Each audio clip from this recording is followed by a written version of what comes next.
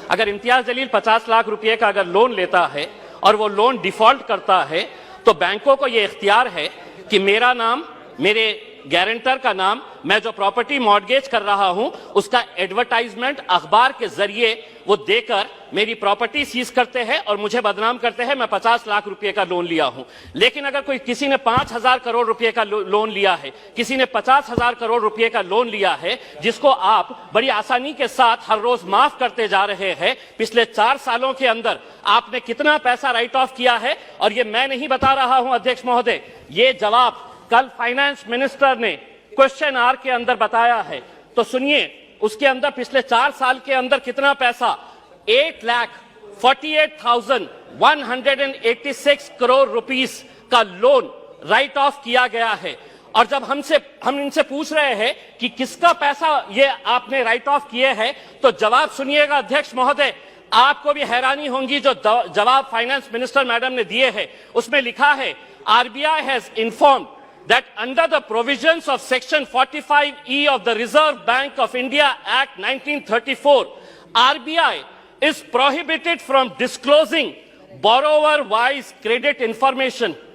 RBI ये आपको कह रहा है कि हम आपको डिटेल नहीं दे सकते हैं कि कौन बड़े धन्ना सेठों ने पैसा लिया है, ये देश को आप नहीं बताएंगे।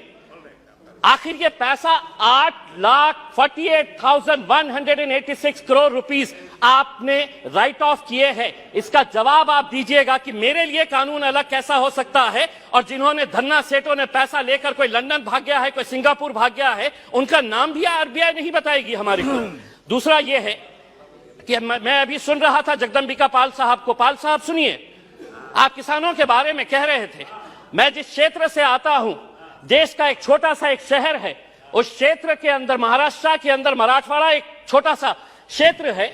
उस क्षेत्र के अंदर जनवरी से लेके नवंबर 2022 तक महज 11 महीनों के अंदर 940 किसानों ने आत्महत्या की है।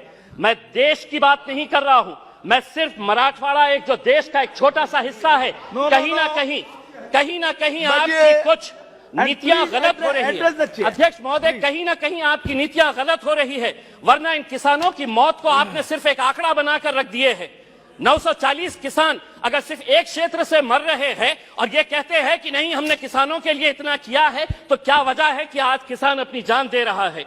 आप ये कहते हैं कि प्रधानमंत्री उज्ज्वला गैस स्कीम के अंडर में आपने 10 करोड़ लोगों को दे दिए हैं। आप ये आंकड़ा बताइए, कितने ऐसे गरीब लोग जो पहले हम भी मानते हैं, हम भी खुश हुए थे, हमने भी स्वागत किए थे कि ये लोग जब अलग अलग तरीके से गैस की जगह पहले लकड़ी के ऊपर, कोयले के ऊपर है तो अपना खाना बनाते थे, आपने गैस दिए, लेकिन कितने लोग अब दोबारा रिफिल करने के लिए जाते हैं? क्या यह सच्चाई नहीं है कि पिछले 7 सालों के अंदर, 7 साल पहले गैस के सिलेंडर का रेट 450 रुपये था, आज आपने उसको 1,080 रुपये किए हैं, और ये उम्मीद कर रहे हैं कि आप जितना पैसा एडवर्टाइजमेंट के ऊपर लगा रहे हैं कि प्रधानमंत्री उज्ज्वला योजना के ऊपर, वही पैसा अगर आप दे देंगे तो शायद इन गरीबों को फायदा होगा। अनएम्प्लॉयमेंट, आज बेरोजगार, ये आंकड़ा मैं नहीं बता रहा हूं, कोई मनगढ़ंत आंकड़े नहीं बता रहा हूं, centre for monitoring Indian economy इनके आंकड़े आए हैं। तो सुनिए फाइनेंस मिनिस्टर साहब, अनएम्प्लॉयमेंट रेट इन इंडिया अभी 8% के ऊपर आया है।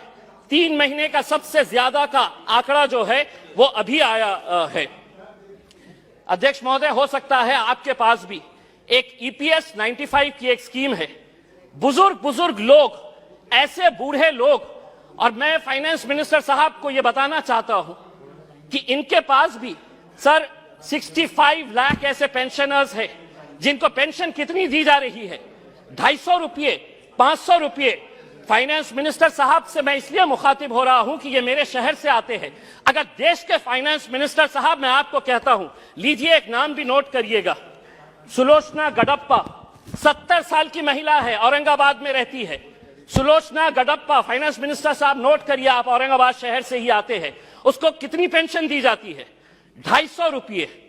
70 साल की, कोई बच्चा नहीं है, और 250 रुपये के अंदर वो अपना घर का बसेरा करेगी।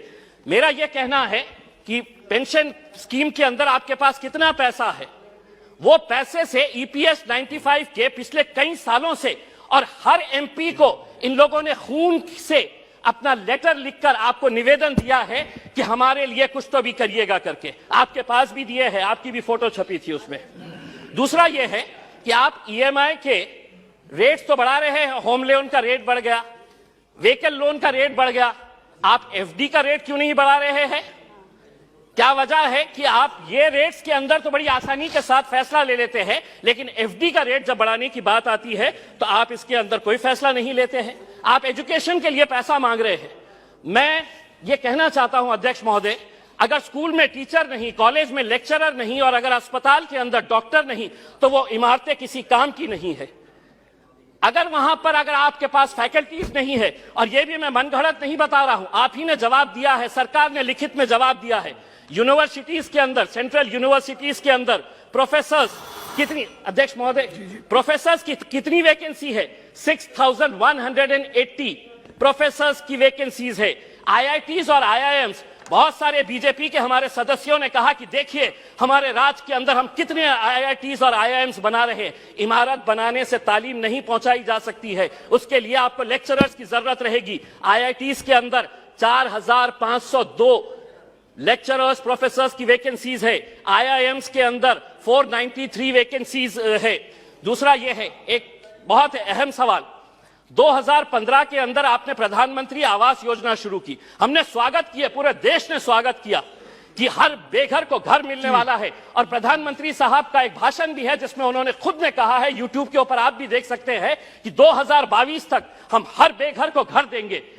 फाइनेंस मिनिस्टर साहब औरंगाबाद से है, 50,000 लोगों ने अप्लाई किया है पिछले 6 साल से। आज मैं पूरी जिम्मेदारी के साथ ये कह रहा हूं, एक सादा ईंट तक नहीं पड़ा है।